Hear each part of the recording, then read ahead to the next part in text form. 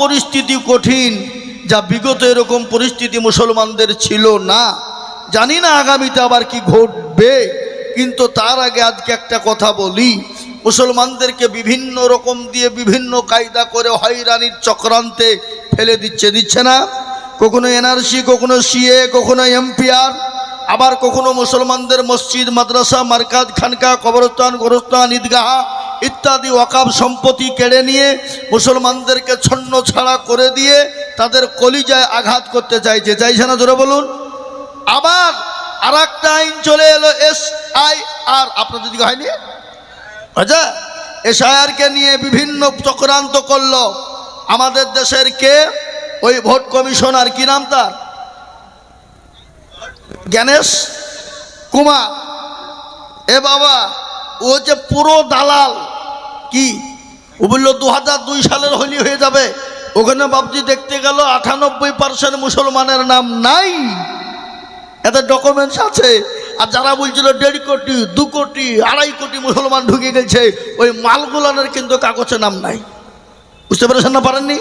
কিন্তু ওরা আবার ঘুরিয়ে ফিরিয়ে বাবজি নোটিশ দিয়ে দিল, যার 4টে বাটা বলছে তো 6টা বাটা কি করে হইলো, ও বলছে যার 4টে 5টা বাটা তো 8টা বাটা কি করে হইলো। এরা বলছে দেখো ধনী আমার 4 বাটা ও 6টা কোটা পাইলো। তো মুসলমানরা তো কমলায়, ও 2টা ছাগলের খাসি নিয়ে চলে গেছে। এই চলে এটি দিয়ে আমার 6টা বাটা তুই প্রমাণ কর। এ বাবা, তো মুসলমানদের ডকুমেন্ট 2002 কেন? ওরা যদি মনে করে আরো 20 বছর পেছনের ডকুমেন্টস চাই, তো মুসলমান দেওয়ার জন্য প্রস্তুত আছে না নাই? জোরে বলুন, আছে না নাই? সুতরাং আমাদেরকে জ্ঞানেশ কুমার, তুমি আমাদেরকে ফালতু, তুমি আমাদেরকে বিভ্রান্ত করে মেরে আমাদেরকে তুমি দেশ থেকে ডিভোটার করে তাড়িয়ে দিতে চাইছো। তোমরা মনে করো না মুসলমানদের 1 ইঞ্চি রক্ত থাকতে এই দেশ থেকে মুসলমানদেরকে তাড়ানো যাবে?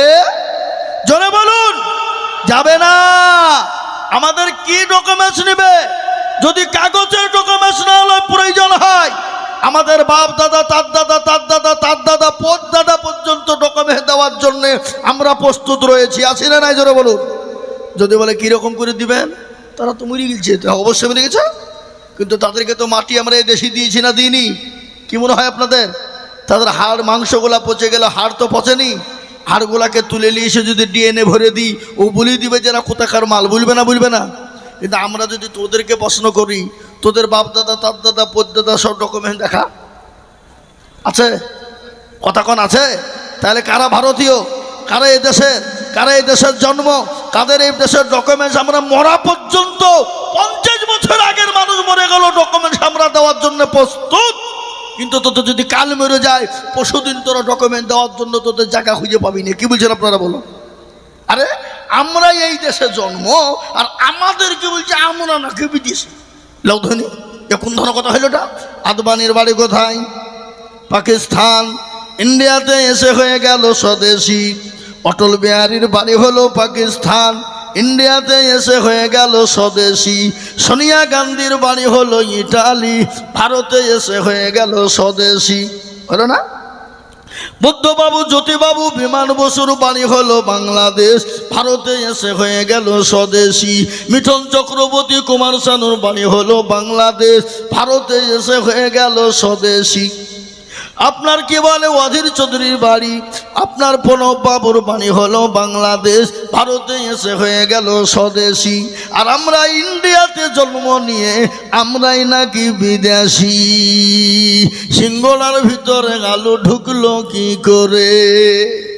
এ মুসলমান, এটা আমাদের বোঝা হয়ে গেছে, আমরা জেনে নিয়েছি।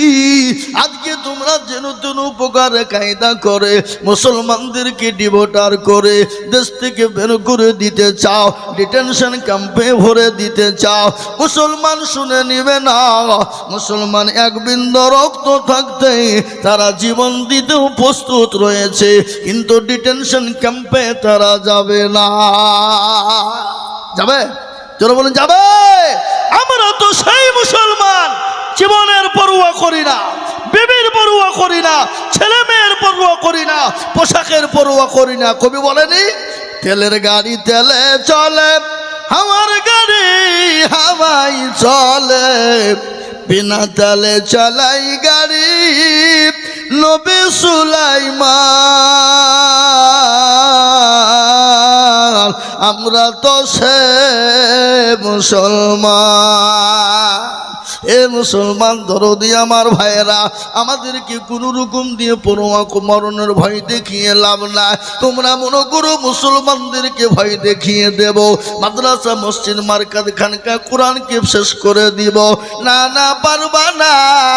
ফেরাউন পারেনি, নমরুদ পারেনি, আবু জেহেল পারেনি, আবু লাহাব পারেনি, উতবা সাইবা পারেনি। এই যুগের বেঈমান তারাও পারবে না। একবার চিলিয়ে বলা যাবে না ইনশাআল্লাহ। জোরে বলুন ইনশাআল্লাহ।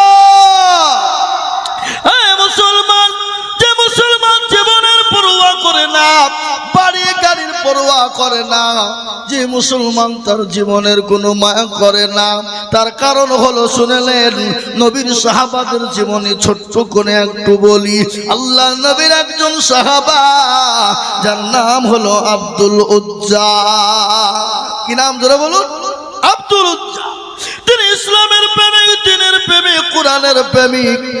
হঠাৎ একদিন চাচাকে ডাক দিয়ে বলেন, চাচা গো, বাপ মারা গেছে, 20 বছরের তরুণ যুবক নওজোয়ান। চাচার কাছে ডাক দিয়ে বলে, চাচা আমি আজকে একটা প্রশ্ন করব। বলে কি প্রশ্ন? বলে ওই মোহাম্মদ, আব্দুল্লাহর বেটা মোহাম্মদ লোকটি কেমন? বলে বড় ভালো। বলে চাচা যদি ভালোই হয়, দেরি না করে আপনি পড়ে দিন করে লা ইলাহা ইল্লাল্লাহু মুহাম্মাদুর রাসূলুল্লাহ। চাচা বললেন, ভাতিজারে আমি তাকে ভালো বলেছি বলে আমি তার কলমা পড়ে মুসলমান হব তা হব না। বলে চাচা আপনি যদি না পড়েন, আমি রসুলকে এত ভালোবাসি, নবীকে এত ভালোবাসি, কলমাকে এত ভালোবাসি, ইসলামকে এত ভালোবাসি, চাচা আমি আপনার সামনে পড়ে দিলাম কলেমা লা ইলাহা ইল্লাল্লাহু মুহাম্মাদুর রাসূলুল্লাহ। চাচা বলে, ভাতিজা আর পরিণতি কি হতে পারে তুমি জানো? বলে কি হবে? বলে জমি ছাড়তে হবে। বলে রাজি। গাড়ি ছেড়তে হবে। বলে রাজি। বলে বাড়ি ছেড়তে হবে। বলে রাজি। বলে পরনের পোশাক কার টাকায় কিনেছো? বলে চাচা আপনার টাকায়। খোলো। 20 বছরের তরুণ যুবক নওজোয়ান চাচার সামনে ইসলামের জন্য, কোরআনের জন্য, নবীর জন্য, দ্বীনের জন্য, কলমার জন্য নিজের জীবনের পোশাক পর্যন্ত খুলে ফেলে দিল। ফেলে দেওয়ার পর উলঙ্গ আপনারা হয়ে গেল। লজ্জাস্থানকে হাত দিয়ে ঢেকে জননী মাই দরদি দরবারে চলে গেলেন। মাকে গিয়ে বলে, মা, বলে কি হলো রে বেটা? মায়ের কুকুর মুখখানা ফিরিয়ে দেখতেছে বাবা, সন্তানের এই হাল। সঙ্গে সঙ্গে মা মুখখানা ফিরিয়ে নেয়। তারপরে বললো, বেটা ও আব্দুল উজ্জা, তোর এই অবস্থা হয়েছে কেন বল? বলে মা গো, আজ ইসলামের জন্য, জীবনের জন্য, আজকে রসুলের জন্য, কোরআনের জন্য, দিনকে প্রতিষ্ঠিত করার জন্য জমি, গাড়ি, বাড়ি, টাকা পয়সা, ধান দৌলত সব কিছু ছেড়ে দিয়েছি, এমনকি পরনের পোশাক পর্যন্ত ত্যাগ করে দিয়েছি। মা বলে, বেটা তুই আমার কাছে কি নিবি বল?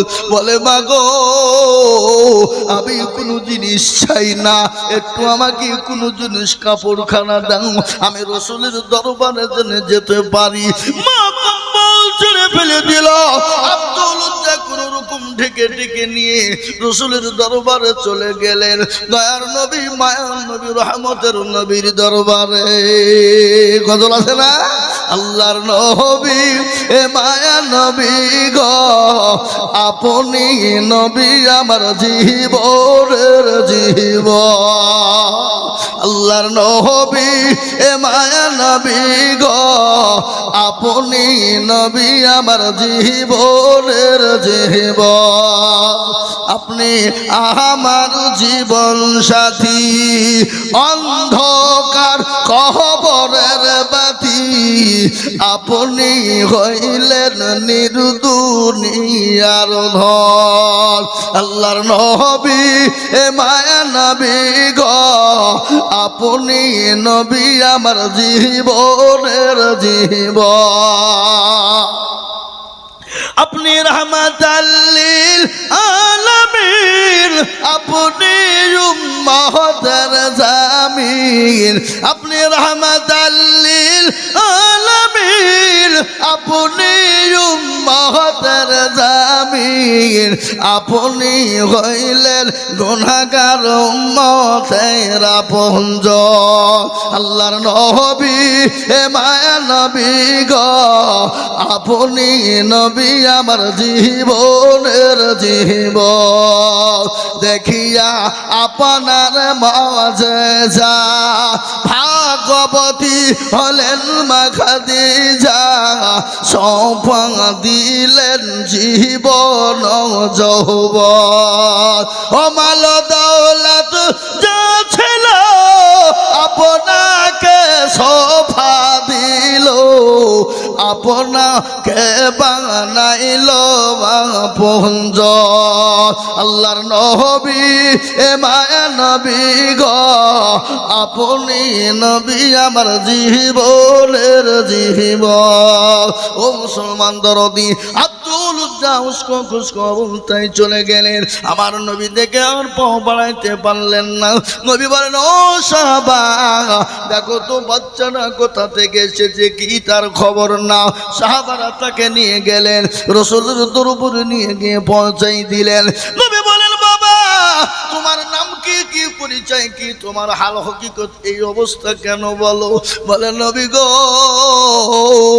আমি আপনাকে নিজের জীবনের থেকেও বেশি ভালোবাসি ইয়া রাসূলুল্লাহ আমি নিজের জীবনের থেকেও আমি আপনাকে ভালোবাসি আজকে ইসলামের জন্য দিনের জন্য আপনার জন্য জমি গাড়ি বাড়ি টাকা পয়সা দৌলত ধন দৌলত সব ছেড়েছি এমনকি পরনের পোশাক পর্যন্ত ছেড়েছি রাসূল গো আমি আমার মায়ের কম্বল ছেঁড়া কানা কোনো রকম নিয়ে এসেছি রাসূল বললেন সাহাবারে ঈমান বড় দামের ঈমান আজকে ঈমান আনার জন্য রাসূলকে মহব্বত করার জন্য জমি গাড়ি বাড়ি ধন সম্পদ সব শেষ করে দিয়ে আমি খালি মায়ের ছেঁড়া কম্বল কানা নিয়ে এসেছে ও সাহাবা একে নিয়ে গিয়ে কলমা পড়ে মুসলমান করে না নবীর প্রেমিক কাকে বলে হাদিসের মধ্যে নবী বললেন আল্লাহি ওয়াল্লাহি ওয়াল্লাহি লা ইউমিনু আহাদুকুম হাত্তা কুনা হাব্বা ইলাই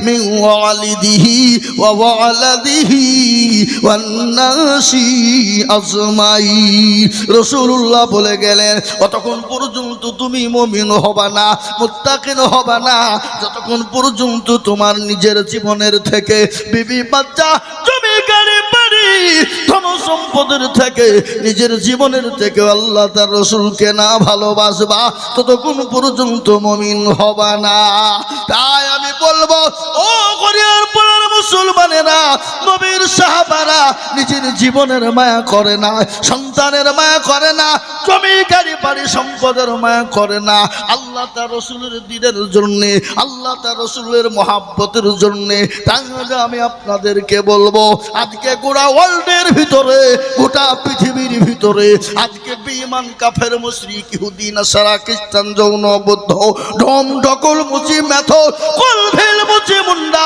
যত জাতি পৃথিবীর জমিনে আছে আজকে ইসলামকে মিটিয়ে দেওয়ার জন্য কোরআনকে মিটিয়ে দেওয়ার জন্য নবীর নামকে মিটিয়ে দেওয়ার জন্য আজকে তারা উঠে পড়ে লেগেছে আমরাও বলেছি বেঈমান শুনেলে মুসলমান যতদিন পৃথিবীর জমিনে বেঁচে আছে ইসলাম কোরআন দিন ইসলাম কোরআন দিন দিনের দায়িত্ব মুসলমানরা নিয়েছে ইনশাআল্লাহ কিয়ামত পর্যন্ত মাদ্রাসা মসজিদ কোরআনকে কেউ শেষ করতে পারবে না একবার হাতটা তুলে দিয়ে আমার আল্লাহকে দেখিয়ে বলুন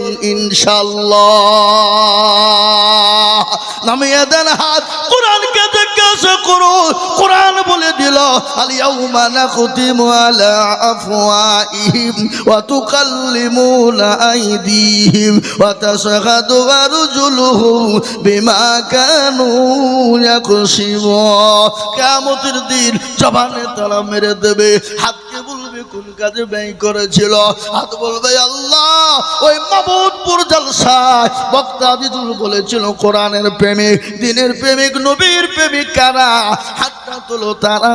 এই হাতটা তোলার কারণে আল্লাহ জাহান্নামটা হারাম করে দেবে। আজ বড় আফসোস রে বাবা, আজকে বেঈমানরা কোরআনকে মিটিয়ে দিতে চায়, কোরআনকে মিটিয়ে দিতে পারবে না। আজকে আপনাদের চোখের সামনে হরিহরপাড়া থানার মাটিতে মামুদপুর গ্রামে একটা নয়, দুটো নয়, তিনটে নয়, চারটে নয়, 5টা কোরআনের হাফেজা হয়ে গেল। বেঈমানরা কোরআনের কাগজ ছিঁড়ে ফেলতে পারে, পুড়িয়ে দিতে পারে, জ্বালিয়ে দিতে পারে, কিন্তু ইনশাআল্লাহ যারা এই কোরআন 30 পারাকে সেনার ভিতরে ভরে নিয়েছে, এই সেনাকে কেটে ফেলতে পারবে না। এই সেনা যতদিন রয়েছে আল্লাহর কোরআন ততদিন রয়েছে। আর একবার হাতটা তুলে দিয়ে আল্লাহকে দেখিয়ে বলুন ইনশাআল্লাহ। এ মুসলমান, আজ আমি আপনাদেরকে বলবো, বাপরে, আজকে কোরআন যতদিন মুসলমানদের কাছে থাকবে পৃথিবীর কোনো বেঈমানের ক্ষমতা না মুসলমানদেরকে শেষ করে দিতে পারে। পৃথিবীর কোনো বেঈমানের ক্ষমতা না কোরআনকে পুড়িয়ে দিতে পারে, ইসলামকে শেষ করে দিতে পারে। তাই এই কোরআনকে বাঁচানোর জন্য আজ আমি মামুদপুর মাদ্রাসার জন্য সংক্ষিপ্ত টাইম বয়ান করলাম। বয়ান করে এই মাদ্রাসার কোরআনকে বাঁচানোর জন্য, আল্লাহর দ্বীনকে বাঁচানোর জন্য, কোরআনকে প্রতিষ্ঠিত করার জন্য, কোরআনকে মজবুত করার জন্য আমি আজিজুল হক আপনাদের কাছে একটু হাত পেতে দেব। আমি সারা পশ্চিম বাংলা না কয়েকটা রাজ্য নিয়ে প্রোগ্রাম করি, মানুষের কাছে লক্ষ লক্ষ করে টাকা চায়। আজকে যেমন নিয়ামত সাহেবের কাছে 1 লক্ষ টাকা পেলাম, আর একজন 15,000 দিয়েছে। আজ আমি আপনাদের কাছে 15,000 1 লক্ষ টাকা চাইব না। আল্লাহর কোরআনের জন্য বহু টাকা বহু থেকে নষ্ট করেছে, আল্লাহর কোরআনকে বাঁচানোর জন্য। ও মামুদপুরের মাটিতে কোরআনের খিদমতের জন্য এই দান পানিতে পড়বে না, এই দান মাটিতে পড়বে না, এই দান কবরেতে জায়গা হবে, দুনিয়াতে শান্তি হবে, পরকাল আল্লাহ আরশের ছায়া করে দিবে। তাই আমি আপনাদের কাছে একটু হাত পেতে দিব। বলে হুজুর গো, আমার কাছে জান আছে, মাল নাই হুজুর, আমি পরে অল্প অল্প করে দিয়ে দেব। তাই সর্বপ্রথম আমি একবার তাকবীর দিব, আর তাকবীর দেওয়ার সঙ্গে সঙ্গে আমি 5 জন দরুদীকে বলবো মাত্র 10টা করে 1000 টাকা দিয়ে একটু আল্লাহর কোরআনের জন্য হাতটা তুলে দেবে। বলে হুজুর, আমার কাছে জান আছে, মাল না, আমি আল্লাহর কোরআনের জন্য 10,000 টাকা আমি থেমে থেমে থেমে থেমে থেমে দিয়ে দেব। আমি একবার তাকবীর দিব, আর তাকবীরের সঙ্গে সঙ্গে 10,000। একবার জোরে সরে বলি নারে তাকবীর। ইনশাআল্লাহ এই মজলিসের ভিতরে ডানে বাঁয়ে পিছনে সামনে উপরে নিচে সর্বপ্রথম একজন আল্লাহর বান্দা হরিহরপাড়া থানার মাটিতে মামুদপুরের মাদ্রাসার মাটিতে কোরআনের মহব্বতে, দ্বীনের মহব্বতে, ইসলামের মহব্বতে সর্বপ্রথম 10,000 টাকা দিয়ে একটু হাতখানা উঁচু করে দিয়ে আল্লাহকে দেখিয়ে দিয়ে বলবো ইনশাআল্লাহ মাত্র 10,000। এবার আজকে এতগুলা মানুষের ভিতরে সর্বপ্রথম একজন আল্লাহর বান্দা আল্লাহর কোরআনের মহব্বতে বলে হুজুর, আমার কাছে জান আছে, মাল নাই হুজুর, আমার মা বাপ জমি গাড়ি বাড়ি সম্পদ দিয়ে চলে গেছে, জানি না আমার মা বাপ কি অবস্থায় কোন জায়গাতে আছে। আল্লাহ কোরআনের বদলে আমার মা বাপের কবর আযাবটা যেন মাফ হয়ে যায়। তাই সর্বপ্রথম ইনশাআল্লাহ এই মাদ্রাসার জন্য বাবা, এখানে সমস্ত মহিলারা পড়ে, এখানে আপনার আমার মেয়ে, আপনার আমার বেটি, আপনার আমার বোন, কারো না কারো আছে এখানে কোরআনওয়ালা হয়, কোরআনের হাফেজা আলেমা হয়। তাই এই কোরআনকে বাঁচানোর জন্য, আলেমা হাফেজা তৈরি করার জন্য আমি মাত্র 10,000 টাকা চেয়েছি। এত বড় মজলিসের ভিতরে সর্বপ্রথম একজন মাত্র 10,000 টাকা।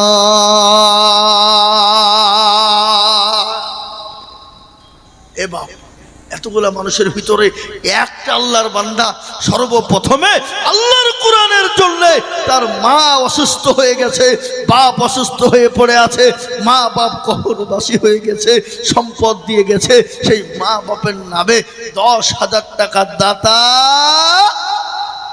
একটা। এ বাপ এতগুলা মানুষের ভিতরে আল্লাহর কোরআনের মহব্বতে 10,000 টাকা দিয়ে সর্বপ্রথমে ইনশাআল্লাহ একটু হাতখানা উঁচু করে দিয়ে বলি, হুজুর আমার কাছে জান আছে কিন্তু মাল নাই, হুজুর আমার কাছে জান আছে কিন্তু মাল নাই, আমি ইনশাআল্লাহ 1 বছরের মধ্যে অল্প অল্প করে দিয়ে আমি 10,000 টাকা শোধ করব। একজন দরুদি গো একটু হাতটা তুলে দিয়ে বলুন ইনশাআল্লাহ।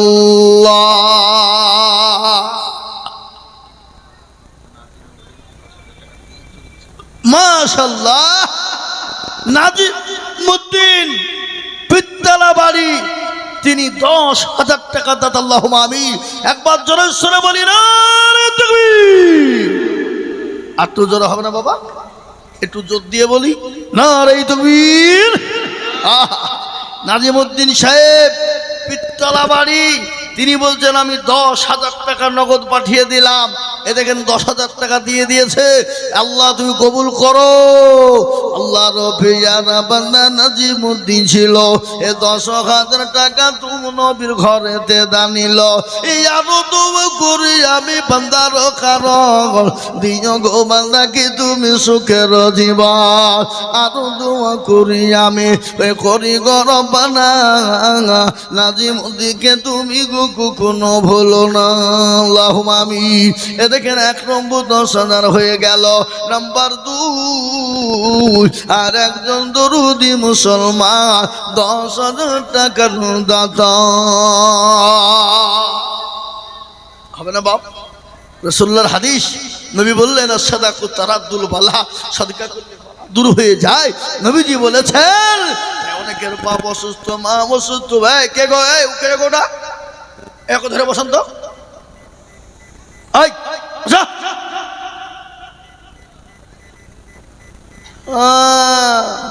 কাউকে কথা দেওয়া আছে নাকি? একজন উঠবেন না, খবরদার। এই মজলিস যদি বিনা কারণে কেউ উঠে চলে যান চরম গুনাহ হবে, আল্লাহ মাফ করবে না বাবা। সুতরাং একজন ব্যক্তি বিনা কারণ উঠবেন না ইনশাআল্লাহ। একটু বসুন জি ইনশাআল্লাহ। 1 নম্বর 10 হয়ে গেল।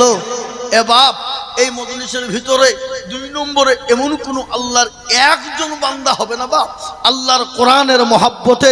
নাম্বার 2,